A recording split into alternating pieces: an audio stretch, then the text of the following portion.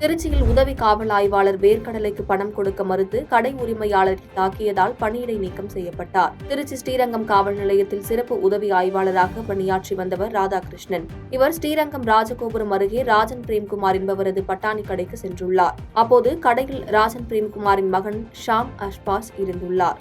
அப்போது ராதாகிருஷ்ணன் வறுத்த வேர்க்கடலை கேட்டிருக்கிறார். அதற்கு ஷாம் அஷ்பாஸ் எவ்வளவு ரூபாய்க்கு வேர்க்கடலை வேண்டும் என கேட்டுள்ளார். இதனால் ஆத்திரமடைந்த ராதாகிருஷ்ணன் உதவி காவல் ஆய்வாளரான என்னிடமே காசு கேட்கிறாயா என கூறி தகராறில் ஈடுபட்டுள்ளார். இதற்கிடையே இந்த சம்பவம் குறித்து ராஜன் பிரேம்குமார் திருச்சி மாநகர காவல் ஆணையர் காமினியிடம் வீடியோ ஆதாரத்துடன் புகார் அளித்துள்ளார். இது தொடர்பாக விசாரணை நடத்திய காவல் ஆணையர் காமினி சிறப்பு உதவி ஆய்வாளர் ராதாகிருஷ்ணனை பணியிடை நீக்கம் செய்து உத்தரவிட்டார்.